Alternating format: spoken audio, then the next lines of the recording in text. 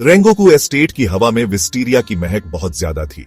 यह एक हल्की, शांत करने वाली खुशबू थी जो हमेशा उनकी मां रूका के साथ रहती थी।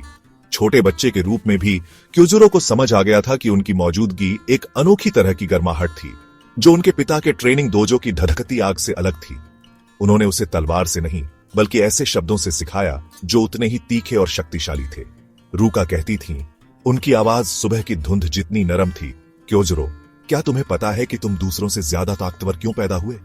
वह अपना सिर हिलाता, उसकी चमकदार उत्सुक आंखें उसकी नाजुक लेकिन अटल आकृति पर टिकी रहती। फिर वह धीरे से उसके गाल को छूती। उनका स्पर्श उसकी कठोर ट्रेनिंग के मुकाबले एक क्षणिक सुकून देता। उनके सबक सरल थे, फिर भी वे उसकी आत्मा में उतर गए थे। उन्होंने समझाया, ताकत कोई तोहफा नहीं था जिसे दिखाया जाए। यह व्यक्तिगत महिमा के लिए या कमजोरों को कुचलने के लिए नहीं था। यह एक जिम्मेदारी थी, एक पवित्र कर्तव्य। रूका जोर देती थी, उनकी नजर कभी नहीं भटकती थी। तुम्हारी ताकत कमजोरों की रक्षा के लिए है।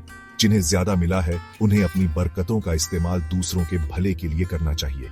यही उन लोगों का मिशन है जो शक्तिशाली हैं। इसे कभी मत भूलना। ये शब्द उसके अस्तित्व की बुनियाद बन गए, जिस पर वह अपना पूरा जीवन बनाएगा। उसने उन्हें सिर्फ निर्देशों के रूप में ही नहीं, बल्कि अपने उद्देश्य की परिभाषा के रूप में भी अपनाया। उसे एक दोपहर याद है, अपने पिता के साथ एक खास तौर पर मुश्किल सेशन के बाद उसके छोटे हाथ छाले पड़े थे और कांप रहे थे। वह रोना चाहता था, शिकायत करना चाहता था कि यह बहुत मुश्किल, बहुत दर्दनाक था। लेकिन उसने अपनी मां को पुराने साकुरा पेड़ के नीचे बैठे पाया। उनकी अभिव्यक्ति शांत थी, उस बीमारी के बावजूद जो धीरे धीरे उनकी ताकत छीन रही थी। उन्होंने उसे तरस नहीं दिखाया, इसके बजाय उन्होंने फूलों की क्षणिक सुंदरता के बारे में बात की। वे इतनी तेजी से खिलते हैं, क्यूजुरो, यह जानते हुए कि उनका समय कम है। यह उनकी चमक है, न कि उनका जीवन काल जिसे हम याद रखते हैं। यह एक सबक था जिसे वह तब पूरी तरह से नहीं समझ पाया था, लेकिन यह उसके अंदर गहराई तक बैठ गया। समझ का एक बीज सही समय पर अंकुरित होने का इंतजार कर रहा था। उनके अंतिम दिन उनके अपने दर्शन का एक शांत वसीयतनामा थे। उन्होंने कभी अपने भाग्य का शोक नहीं मनाया, उन्होंने कभी डर नहीं दिखाया। इसके बजाय उन्होंने अपनी बाकी की ऊर्जा उसे उन गुणों को सिखाने में लगाई जो उनके जाने के बाद भी उसे मार्गदर्शन देंगे। उन्होंने उसे करुणा, ईमानदारी और उन लोगों के लिए खड़े होने का अटल संकल्प सिखाया जो खुद के लिए खड़े नहीं हो सकते थे। उनका अंतिम सबक तलवारबाजी या सांस लेने की तकनीकों का नहीं था, ये मानवता का सबक था, ये जीने का सबक था, और अंत का सामना दिल में रोशनी, न कि अंधेरे से करने का सबक था। उनकी आत्मा उसके अंदर की शाश्वत लौ बन गई। फ्लेम हाशिरा के पद पर पहुंचना एक बड़ी जीत का पल होना चाहिए था। यह सालों की अथक मेहनत, डोजो के फर्श पर बहे पसीने और खून का नतीजा था। क्योजुरो ने हर फॉर्म में महारत हासिल कर ली थी, अपने शरीर को अपनी सीमाओं से परे धकेल दिया था और प्रतिष्ठित लॉ पैटर्न वाला हौरी कमाया था जिसे उसके पिता ने कभी इतने गर्व से पहना था। फिर भी जिस पल वह शिंजुरो रेंगोकू के सामने खड़ा हुआ, उसका दिल, जो आमतौर पर आशावाद का धधकता सूरज होता था, एक ठंडी पाला महसूस कर रहा था। उसके पिता, जो कभी शक्तिशाली फ्लेम हाशिरा थे, अब अपने पुराने स्वरूप की परछाई बन गए थे। उनकी आत्मा कड़वाहट और खराब शराब में डूबी हुई थी। यह जश्न था ही नहीं, यह एक टकराव था। शिंजुरो ने अपने बेटे को देखा, गर्व से नहीं, बल्कि एक खाली, उपेक्षा भरी नजर से। तो तुम हाशिरा बन गए, उसने लड़खड़ाते हुए कहा। शब्द घृणा से टपक रहे थे। कितना समय बर्बाद हुआ। यह सब बेमतलब है। तुम, मैं, हम बस इतिहास में फुटनोट हैं। बिल्कुल बेकार। ये शब्द खंजर की तरह थे, क्योजुरो के शरीर पर नहीं, बल्कि उसके विश्वासों के मूल पर निशाना साधते हुए। वे विश्वास जिन्हें उसकी मां ने इतनी सावधानी से पाला था। क्योजुरो सीधा खड़ा था, उसकी मुद्रा अटल थी, लेकिन अंदर एक शांत लड़ाई चल रही थी। जिस आदमी को वह कभी अपना आदर्श मानता था, अपने बचपन का हीरो, वह इस शून्यवाद के गर्त में इतना कैसे गिर सकता था? अपने साथियों का सम्मान पाना एक चुनौती थी, अपने पिता से सम्मान पाना असंभव लग रहा था। हर सफल मिशन, हर मारे गए दानव, हर बची हुई जान घर पर उसी ठंडी उदासीनता से मिलती थी। शिंजुरो बुदबुदाता था, कमजोर वैसे भी मर जाएंगे, उनकी रक्षा करना मूर्खतापूर्ण काम है, इससे कुछ नहीं बदलता। क्योजुरो अपनी मुट्ठी भींच लेता, उसके चेहरे पर खुशमिजाज मुस्कान दर्द को छिपाने के लिए एक सावधानी से बनाया गया नकाब थी। उसने अपने पिता की निराशा को अपनी आग बुझाने नहीं दिया। वह उसे गलत साबित करेगा। वह उसे दिखाएगा कि विरासत सिर्फ ताकत पर नहीं बनी थी, बल्कि उन जिंदगियों पर बनी थी जिन्हें छुआ था, और उस आशा पर बनी थी जिसे प्रेरित किया था। उनके बीच की इस खाई ने क्योजुरो को अपने विश्वासों में अटल बना दिया। उसे वह सूरज बनना था, इसे उसके पिता का अंधेरा बुझा नहीं सकता। उसने अपने प्रयासों को दोगुना कर दिया। उसकी आवाज़ युवा डेमन स्लेयर्स को प्रोत्साहन देने के लिए गूंजती थी। उसकी उपस्थिति अपनी और सकारात्मकता की एक किरण थी। उसने हैरी को सिर्फ अपने पद के प्रतीक के रूप में ही नहीं, बल्कि अपने दिल के लिए एक ढाल के रूप में भी पहना था। यह उसकी मां के शब्दों की एक निरंतर याद दिलाता था, एक घोषणा कि वह फ्लेम हाशिरा की सच्ची भावना को धारण करेगा। भले ही उसके अपने पिता ने यह भूल गया हो कि इसका क्या मतलब था। लॉ का वजन भारी था, लेकिन वह उन दोनों के लिए इसे धारण करेगा। मिशन सामान्य चैनल से आया। एक कासुगाई कौवे ने निराशा का संदेश दिया। एक दूरस्थ गांव जो एक धुंधली घाटी में गहराई में बसा हुआ था, शांत हो गया था। जो यात्री बहुत पास भटकते थे, वे इसे भूतिया शहर कहते थे, लेकिन यह मृतकों की आत्माओं से नहीं, बल्कि खुशी की गूंज से प्रेतवाधित था। लोग भटकते हुए आते थे और कुछ दिनों बाद वे खाली आनंदित मुस्कान के साथ बैठे पाए जाते थे। उनके दिमाग में एक ही सही याद के सिवा सब कुछ खाली हो गया था। वे जीवित थे, लेकिन उनकी आत्माएं चली गई थी। वे खत्म हो गए थे। दानव क्रूर नहीं था, वह आत्मा का चोर था, एक परजीवी जो खुशी पर पल रहा था। जैसे ही क्योजुरो गांव की ओर यात्रा कर रहा था, मामले के विवरण ने उसके अंदर एक हल्की, बेचैन करने वाली भावना पैदा की। एक यादों को खाने वाला दानव। यह विवरण परिचित लगा, एक कहानी से फुसफुसाहट जिसे वह पूरी तरह से नहीं पहचान पा रहा था। गांव खुद ही अजीब तरह से सुंदर था। घर साफ सुथरे थे, बगीचे पूरी तरह से व्यवस्थित थे, फिर भी कोई आवाज नहीं थी। बच्चों की हंसी नहीं, व्यापारियों की बातचीत नहीं, पक्षियों का गाना। हवा में केवल एक गहरा, अप्राकृतिक सन्नाटा छाया हुआ था, जो मोटा और दम खोलने वाला। यह समय में जमा हुआ एक स्थान था, शांति का एक जीवित चित्र जो गहराई से, भयानक रूप से गलत लग रहा था। वह दानव की उपस्थिति को महसूस कर सकता था, खून की गंध के रूप में नहीं, बल्कि चोरी की गई पुरानी यादों की एक स्पष्ट आभा के रूप में। उसने पहला शिकार एक सूखे कुएं के पास बैठे पाया। एक बूढ़ी औरत शांत मुस्कान के साथ, उसकी आंखें एक ऐसे भीत को देख रही थी जो वहां नहीं था। उसने उससे बात करने की कोशिश की, लेकिन वह खो गया था। लंबे समय से खोए हुए प्यार का नाम गुदगुदा रही थी। यह दानव की क्रूर कला थी, सिर्फ मारता नहीं था, अपने शिकार करने के सबसे खुशनुमा पलों को खेलने की गुंजाइश के साथ उनके शरीर को खाली खोल के रूप में छोड़ दिया। उसने आगे जांच की, उसे गांव के किनारे एक छोटा परित्यक्त मंदिर मिला। यहीं पर परिचित होने की भावना पैदा हो गई। उसे एक शारीरिक झटके की तरह लगी। मंदिर के द्वार पर एक पृथ्वी नकाशी थी। उसकी समझ में आई, ये कोई यादृच्छिक स्थान नहीं था। ये जगह उसके परिवार से, उसके इतिहास से जुड़ी थी। अतीत की फुसफुसाहट अब हल्की नहीं थी। उसे एक बढ़ती हुई औषधि के साथ एहसास हुआ कि वह वहां सिर्फ एक दानव को मारने के लिए नहीं था, और यहाँ अपनी विरासत के टुकड़े का सामना करने आया था। उसके परिवार की कहानी का एक हिस्सा जो अधूरा रह गया था। गांव का सन्नाटा अचानक एक रहस्य को छिपाए हुए लग रहा था। ऐसा रहस्य जो सीधा प्रेम हाशिरा से जुड़ा था, जो उससे पहले आया था, और शायद जो उससे पहले आया था। एक नई तेजी से प्रेरित होकर क्योजुरो मंदिर लौट आया। वेदी के पीछे एक छोटे छिपे हुए डिब्बे में उसे वह मिला, एक पुराना चमड़े का जर्नल। जब उसने उसे खोला तो उसके हाथ थोड़े कांपने लगे। हस्तलेखन अचूक था, सुरुचिपूर्ण और सटीक, भले ही जल्दबाजी में लिखा गया हो। यह उसकी मां का था। जर्नल एक डेमन स्लेयर के रूप में उसके समय का रिकॉर्ड था, एक ऐसा जीवन जिसके बारे में वह बहुत कम जानता था। उसने कभी इसके बारे में बात नहीं की थी। जैसे ही उसने पढ़ा, पहेली के टुकड़े एक दूसरे से जुड़ने लगे। एक ऐसी तस्वीर बन रही थी जो वीर और दिल तोड़ने वाली दोनों थी। यह गांव वह जगह थी जहां उसने अपनी आखिरी लड़ाई लड़ी थी। डायरी में उसी दानव की उसकी शिकार का विवरण था। एक प्राणी जिसे उसने युमेकुई कहा था, ड्रीम आइटर। उसने उसकी धोखेबाज ताकत का वर्णन किया कि यह मांस पर नहीं, बल्कि व्यक्ति के जीवन के सार पर कैसे पलती थी, उनकी सबसे प्यारी यादें। उसने उसकी चालाकी का वर्णन किया।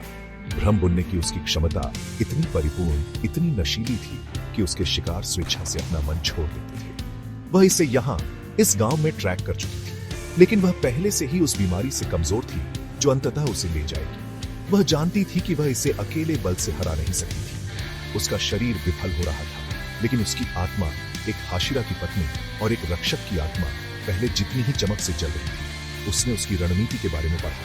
वह युमेकुई को नष्ट नहीं कर सकती थी, लेकिन वह उसे सील कर सकती थी। हालांकि सील करने की तकनीक के लिए अत्यधिक व्यक्तिगत मूल्य के बलिदान की आवश्यकता है। इसे सील करने वाले व्यक्ति की एक शक्तिशाली, आनंदमय स्मृति से लंगर डालना था। दानव इस स्मृति पर पलकर निष्क्रिय और तब तक फंसा रहेगा जब तक सील टिकी रहेगी। रूका ने अपनी पसंद के बारे में लिखा। उसने अपनी शादी के दिन की स्मृति का बलिदान का दिन चुना, शिनजुरो के साथ उसके जीवन का सबसे खुशनुमा दिन, जिस दिन उनका भविष्य असीमित और प्रकाश से भरा लग रहा था। उसने इस गांव की रक्षा के लिए अपनी सबसे कीमती स्मृति दी, भविष्य की पीढ़ियों के लिए समय खरीदने के लिए। जैसे ही क्योजुरो ने अंतिम प्रविष्टि पढ़ी, उसकी आंखों में आंसू भर गए। मेरे प्यारे क्योजुरो, उसने लिखा, यदि तुम लिख पढ़ रही हो तो इसका मतलब है कि सील कमजोर हो गई है और मेरा समय बहुत पहले बीत चुका है। मेरे चुनाव का शोक मत लेना, दूसरों की रक्षा करना सबसे महान उद्देश्य है। तुम्हारे बेटे शायद रास्ता भटक गए हैं, लेकिन जो मैंने कभी नहीं देखी थी वह अब मैं तुमने देखती हूँ। मेरे बेटे, तेजी से चलो, अपना दिल जलाकर जियो, अपनी आत्मा को बुझने मत दो। मेरा अंतिम सबक है, स्याही थोड़ी खो गई थी जैसे आंसू से। वह अंततः समझ गया, उसके पिता की कड़वाहट सिर्फ उसकी मौत के बारे में नहीं थी, ये उसे बचाने में उनकी शक्तिहीनता के बारे में थी, और शायद उनकी अपनी भूली हुई खुशी के बारे में भी। डायरी को सीने से लगाए क्योजुरो का संकल्प सख्त स्टील में बदल गया। वह जानता था कि उसे क्या करना है। उसने दानव की ऊर्जा के हल्के निशान का पीछा गांव के केंद्र में एक बड़े पुराने पेड़ तक किया, जिसकी जड़ें पकड़ने वाले पंजों की तरह मुड़ी हुई थी। यह दानव का ठिकाना था। जैसे ही उसने अपनी निच्चीरीन तलवार निकाली, उसकी किरमिजी स्टील मंद रोशनी में चमक रही थी। उसके आसपास की दुनिया घुल गई, हवा कांप उठी और शांत गांव की जगह असंभव गर्मी और खुशी का दृश्य आ गया। वह अब एक भूतिया शहर में नहीं था, वह अपने परिवार के घर के धूप से सराबोर आंगन में वापस आ गया था। और उसकी मां वहां थी, स्वस्थ और मुस्कुराती हुई, उसे एक लकड़ी की तलवार पकड़े हुए।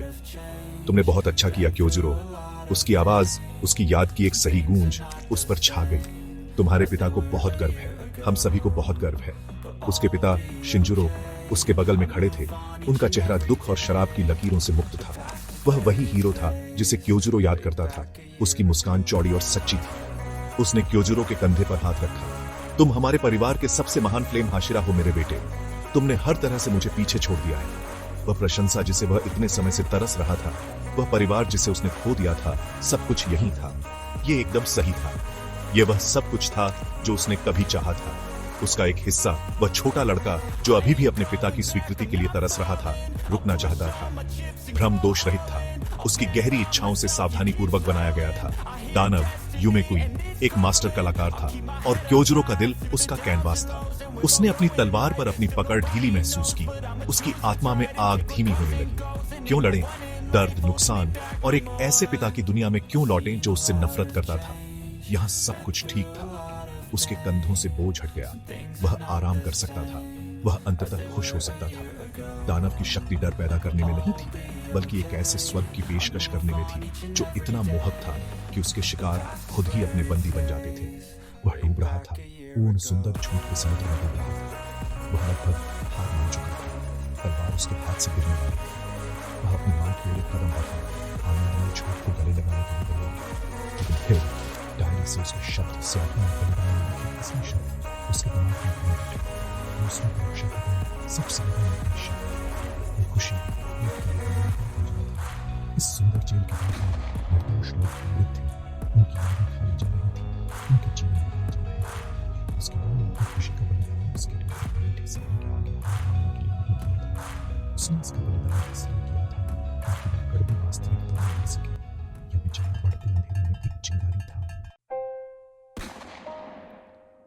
जैसे ही उसकी मां के शब्दों की चिंगारी भड़की, एक ठंडी आवाज उसके दिमाग में घुस गई, जिसमें उसके पिता की निंदक आवाज थी। यह सब बेकार है। शिनजुरो का भ्रम फुसफुसाया। उसका चेहरा गर्व से तिरस्कार में बदल गया। कमजोरों की रक्षा करना? वे सिर्फ एक ज्वारभाटा के सामने कंकड़ हैं। तुम एक को बचाते हो, 10 और मर जाते हैं। तुम, तुम्हारी मां, मैं, हमारे सभी प्रयास बेकार हैं। हम पैदा होते हैं, एक पल के लिए चमकते हैं और फिर हम बुझ जाते हैं और कुछ नहीं। यह दानव का मास्टर स्ट्रोक था। क्योजुरो की गहरी इच्छाओं को उसकी गहरी असुरक्षाओं में बदलना। यह उसके पिता के वास्तविक शब्दों का उपयोग कर रहा था। वह जहर जो सालों से उसके कानों में टपक रहा था। भ्रम की गर्मी चिपचिपी, दम घोंटने वाली लगने लगी। पूर्ण आकाश में दरार पड़ने लगी। संदेह, एक ऐसी भावना जिसे क्योजुरो इतनी जोर से दबाता था, उसके अंदर चमकने लगा। क्या उसके पिता सही थे? क्या यह पूरा संघर्ष एक मूर्खतापूर्ण काम था? उसने पिछले युद्धों की झलकियां देखी, खोए हुए साथियों की, दानवों के खिलाफ अंतहीन कृतघ्न युद्ध की। इसने क्या हासिल किया था? दानव अभी भी वही थे, लोग अभी भी मर रहे थे। उसकी मां के बलिदान ने इस दानव को सिर्फ देरी की थी, उसे हराया नहीं था। उसका अपना जीवन जो लगातार युद्ध में बीता था, एक अनंत रात में एक क्षणिक लौ जैसा लग रहा था। संदेह एक ठंडा हाथ था जो उसके दिल को पकड़े हुए था, उसमें से आग बुझाने की कोशिश कर रहा था। दानव ने अपना फायदा उठाया, उसे एक ऐसा भविष्य दिखाया जहां वह असफल रहा। उसने उसे चीखते हुए यात्रियों से भरी ट्रेनें दिखाई, शक्तिशाली दुश्मन जिन्हें वह हरा नहीं सकता था, और उसका अपना टूटा हुआ शरीर जमीन पर पड़ा हुआ। देखो, आवाज फुसफुसाई, तुम्हारी ताकत एक मजाक है, सच्ची ताकत के सामने तुम कुछ भी नहीं हो। तुम्हारा चमकीला आशावाद सिर्फ अज्ञानता है। तुम कुछ भी नहीं के लिए मर जाओगे और तुम्हें भुला दिया जाएगा। उसकी मां ने उसमें जो वीर आदर्श पैदा किए थे, वे नाजुक भोले लगने लगे। दुनिया अच्छाई और बुराई की एक सरल जगह नहीं थी, यह एक अराजक क्रूर मशीन थी जो सबसे मजबूत और सबसे चमकीले को भी चबा जाती थी। एक भयानक क्षण के लिए उसके अंदर की लौ डगमगाई, बुझने की धमकी दे रही थी। उसके पिता के शून्यवाद का वजन दानव की मोहक शक्ति के साथ मिलकर लगभग असहनीय था। वह सिर्फ एक आदमी था, वह कैसे कोई फर्क ला सकता था? उसके अस्तित्व की नींव, उसके उद्देश्य में उसका अटूट विश्वास हिल गया था। वह भ्रम के सुंदर झूठ और उसके पिता के विश्व दृष्टि की कुचलने वाली निराशा के बीच लटका हुआ था। वह खो गया था, जंगल या गांव में नहीं, बल्कि अपने ही दिमाग की भूल भुलैया में, और बाहर निकलने का रास्ता कहीं नहीं दिख रहा था। जैसे ही क्योजुरो अपने दिमाग के सायों से जूझ रहा था, एक नई आवाज ने भ्रम को चीर दिया। यह शुरू में हल्की थी, लेकिन तीखी और असली थी। एक आतंक की चीख। दानव अपने जाल पर आश्वस्त होकर लापरवाह हो गया था। उसने एक और शिकार को निशाना बनाया था, और मानसिक झटका क्योजुरो की जेल में गूंज उठा। झूठी वास्तविकता में एक दरार से उसने उसे देखा। एक युवा लड़की डेमन स्लेयर की वर्दी में, उसके भाई सेंजुरो से छोटी नहीं। वह डरी हुई थी, दानव के प्रभाव से उसकी इंद्रियां बिगड़ने लगी थी, उसकी तलवार कांप रही थी। उसका नाम उसने बाद में सीखा, हिनामी था। उसे बैकअप के रूप में भेजा गया था, एक भेड़ जिसे वध के लिए भेजा गया था। उसे देखकर इतनी छोटी और इतनी डरी हुई, बर्फीले पानी के छींटे जैसी थी। यह कमजोर की एक अमूर्त अवधारणा नहीं थी जिसके बारे में उसके पिता बात करते थे। यह एक वास्तविक व्यक्ति था, एक बच्चा, एक साथी जो अपनी आत्मा को खा जाने वाला था क्योंकि वह विफल हो रहा था। उसकी मां के शब्द फिर से जीवित हो गए, अब फुसफुसाहट नहीं, बल्कि एक गर्जनापूर्ण आदेश। तुम्हारी ताकत कमजोरों की रक्षा के लिए है। यह एक दार्शनिक बहस नहीं थी, यह एक साधारण अकाट्य सत्य था जो ठीक उसके सामने खड़ा था। उसका उद्देश्य यह सबके अर्थहीनता पर विचार करना नहीं था, यह इस लड़की और उस राक्षस के बीच खड़ा होना था जो उसे खाना चाहता था। हिनामी के आतंक का दृश्य वास्तविकता के लिए उसका लंगर बन गया। अपने भाई सेंजुरो के लिए प्यार उसके माध्यम से उमड़ पड़ा। उसने उसकी डरी हुई आंखों में अपने ही भाई को देखा, और उसे विफल करने का विचार असहनीय था। यह उसका कर्तव्य था, यह उसका मिशन था। इससे कोई फर्क नहीं पड़ता था कि ब्रह्मांड की भव्य योजना में यह व्यर्थ था। यह यहाँ मायने रखता था, यह अब भी मायने रखता था, यह उसे मायने रखता था। उसके पिता द्वारा पैदा किया गया संदेह कांच की तरह टूट गया। शिंजुरो अपना रास्ता भटक गया क्योंकि वह इस सरल सत्य को भूल गया। वह उन लोगों के चेहरों को देखना भूल गया था जिनकी वह रक्षा कर रहा था। क्योजुरो वही गलती नहीं करेगा, मैं तुम्हारी रक्षा करूंगा। वह गर्जा, शब्द संपूर्ण दुनिया को चीरते हुए। उसकी आवाज सिर्फ आवाज नहीं थी, यह उसकी इच्छा का एक प्रकटीकरण था, शुद्ध ज्वलंत आत्मा का एक विस्फोट। सुंदर आंगन खुल गया, उसके माता पिता की झूठी छवियां गायब हो गई। वह वास्तविक दुनिया में वापस आया। प्राचीन पेड़ के सामने खड़ा, उसकी तलवार उसके हाथ में कसकर पकड़ी हुई थी। उसने हिनामी की ओर देखा जो उसे चौड़ी आंसू भरी आंखों से देख रही थी। उसने उसे धधकता आत्मविश्वास भरा मुस्कान। डरो मत, क्योंकि मैं अब यहां हूं। उस पल में वह सिर्फ फ्लेम हाशिरा नहीं था, वह एक ढाल था, वह एक वादा था, और वह टूटेगा नहीं।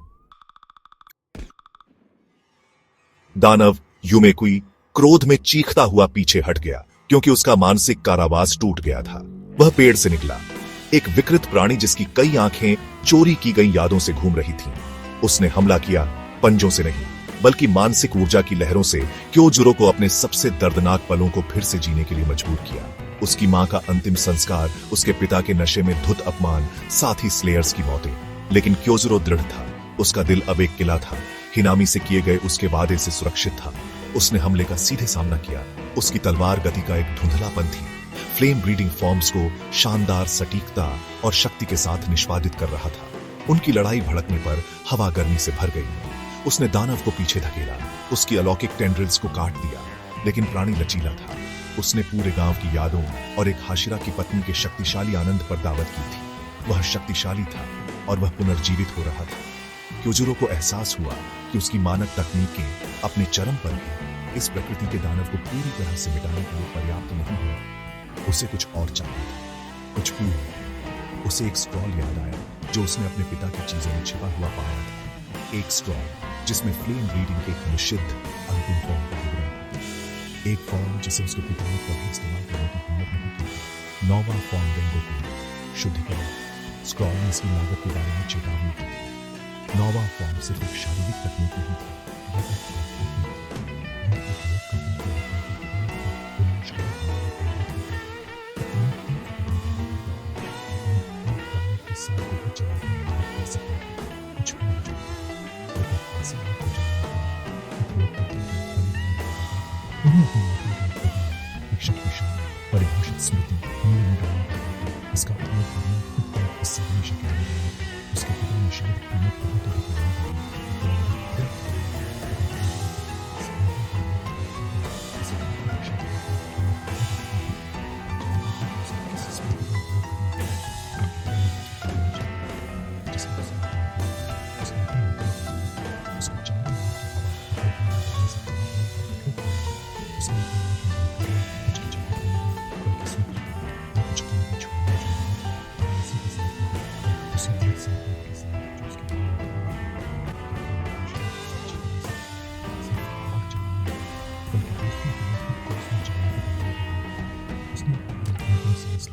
अपना पूरा अस्तित्व ब्लेड में केंद्रित किया। उसने अपनी मां के आखिरी सबक की याद चुनी। उसके गाल पर कोमल स्पर्श, उसकी आवाज जो ताकतवर के कर्तव्य को समझा रही थी, उनके चारों ओर गिरते साकुरा के फूल। यह वह याद थी जिसने उसके अस्तित्व के मूल को बनाया, उसके अटूट उद्देश्य का स्रोत। इसे बलिदान करना उस कारण को खोने का जोखिम था जिसके लिए वह लड़ता था। लेकिन एक गहन स्पष्टता के क्षण में वह समझ गया, सबक स्वयं याद में नहीं था, बल्कि उसे जीने में था। हिनामी और गांव वालों को बचाने के लिए याद का बलिदान करके वह सबक को मिटा नहीं रहा था, वह उसे सबसे पूर्ण तरीके से पूरा कर रहा था। वह आदर्श बन रहा था जिसकी उसने कल्पना की थी। नौवां फॉर्म रेंगोकू, यह नाम एक गर्जना था जिसने घाटी को चीर दिया। उसने हमला किया। यह सिर्फ तलवार का एक वार नहीं था, यह एक विस्फोट था। आग की एक विशाल लहर, एक विशाल गर्जना करते हुए ड्रैगन के आकार की, उसकी तलवार से निकली। यह धरती पर लाया गया एक सूरज था, एक शुद्ध विनाशकारी शक्ति जिसने उसकी पूरी आत्मा को मूर्त रूप दिया। दानव युमेकुई ने एक अंतिम आत्मा विदारक चीख निकाली, क्योंकि शुद्धिकरण की लपटें उस पर छा गईं। वह सिर्फ जला नहीं, वह अस्तित्व से मिट गया। उसकी मानसिक ऊर्जा, उसकी चोरी की गई यादें और उसका पूरा अस्तित्व राख में बदल गया। जब रोशनी फीकी पड़ गई तो केवल सन्नाटा और ओझोन की हल्की गंध थी। क्योजुरो हांफता हुआ खड़ा था, थका हुआ। उसके कालिक से सने गाल पर एक आंसू का निशान था। उसने अपनी खोई हुई याद के लिए नहीं रोया, वह अपनी जीत की शुद्ध भारी भावना से रोया। उसने उन्हें बचाया था। उसे अपने अंदर एक खालीपन महसूस हुआ, एक खाली जगह जहां एक प्यारा पल हुआ करता था, लेकिन वह एक खालीपन नहीं था। वह शांति की भावना से भरा था, उद्देश्य पूरा होने की भावना से। वह हिनामी की ओर मुड़ा। उसकी मुस्कान थकी हुई लेकिन पहले से ज्यादा चमकदार थी। उसने उसे बचाया था। गांव वाले धीरे धीरे उठने लगे। उनके दिमाग फिर से उनके अपने हो गए, भ्रमित लेकिन जीवित थे। उसने अपनी मां के बलिदान का सम्मान किया था। उसने अपनी विरासत को परिभाषित किया था। उसकी घर वापसी शांत थी। वह अपने छोटे भाई से मिलने के लिए अपने परिवार की जागीर पर रुका। उसने सेंजुरो के कंधे पर हाथ रखा। उसका स्पर्श दृढ़ और आश्वस्त करने वाला था। सेंजुरो, उसने कहा। उसकी आवाज एक नई गहरी बुद्धिमत्ता से भरी थी। चाहे तुम कितना भी अकेला महसूस करो, तुम्हें एक जलते हुए दिल से जीना चाहिए। मजबूत बनो, दयालु बनो और जान लो कि तुम्हारा बड़ा भाई हमेशा तुम पर विश्वास करेगा। उसने अपने पिता से मिलने का इंतजार नहीं किया। उसके पास एक नया मिशन था, एक ट्रेन, मुगेन ट्रेन। जैसे ही वह स्टेशन की ओर चला, उगता सूरज उसकी लंबी परछाई को पीछे छोड़ रहा था। वह जानता था कि उसकी यात्रा अभी खत्म नहीं हुई थी। एक नायक की चमक उसके जीवन काल से नहीं मापी जाती, बल्कि उस रोशनी से मापी जाती है जिसे वह पीछे छोड़ जाता है। और क्योजुरो रेंगोकू की लौ पहले से कहीं अधिक तेजी से चल रही थी।